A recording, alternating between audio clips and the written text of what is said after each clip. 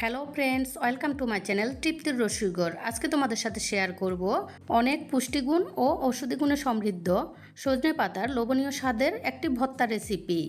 আশা করছি রেসিপিটি তোমাদের অনেক পছন্দ হবে। তো ভর্তাটি করার জন্য প্রথমে আমি চুলায় একটি কড়াই বসিয়ে এখানে অল্প করে সরিষার তেল দিয়ে দিব আর 4টি শুকনা মরিচ দিয়ে দিব তেলের মধ্যে। এখন এগুলোকে একটু ভালোভাবে ভেজে তুলে নিব।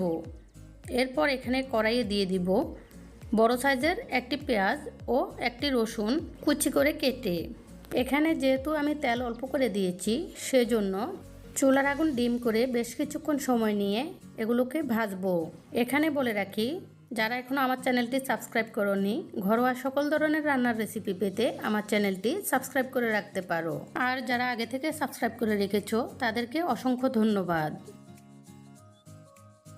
পেঁয়াজ আর রসুন কুচিগুলো মোটামুটি এরকম লালচা ভাজি হয়ে গেলে এখন এগুলোকে আমি কড়াই থেকে নামিয়ে নিব।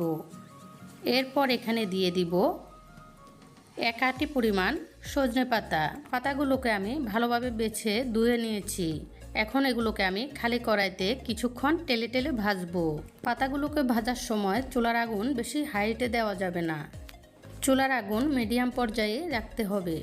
এরপর ভাজি করতে করতে মোটামুটি এরকম অল্প একটু হয়ে গেলে এগুলোকে আমি কড়াই থেকে নামিয়ে নিব। এরপর পাতাগুলো কিছুটা ঠান্ডা হলে এগুলোকে আমি একটি পাটায় নিয়ে সুন্দর করে বাটতে থাকবো।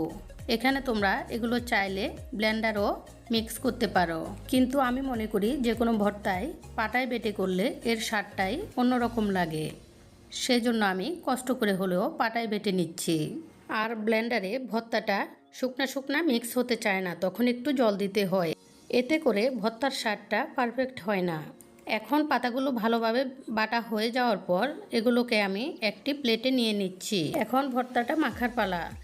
এখানে দেখো সবগুলো উপকরণ আমি প্লেটে নিয়ে নিচ্ছি আর একটু করে সরিষার তেল দিয়ে দিয়েছি আর পরিমাণ মতো লবণ দিয়ে দিয়েছি।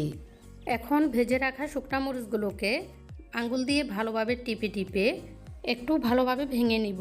এরপর ভেজে রাখা পেঁয়াজ এবং রসুনগুলোর সাথে একটু মাখিয়ে এরপর বেটে রাখা পাতাগুলোর সাথে ভালোভাবে মিক্স করে নিব। এমনভাবে মাখিয়ে নিব যাতে সবগুলো উপকরণ ভালোভাবে মিশে যায়। আর এইভাবে তৈরি হয়ে গেল মজাদার এই ভর্তাটি। এখন এটি পরিবেশনের জন্য সম্পূর্ণ প্রস্তুত। যদি রেসিপিটি পছন্দ হয়ে থাকে অবশ্যই লাইক, কমেন্ট এবং সাবস্ক্রাইব করে সাপোর্ট করবে। বলে আজকের মতো এখানেই বিদায় নিচ্ছি। পরবর্তীতে চলে আসবো নতুন কোনো রেসিপি নিয়ে।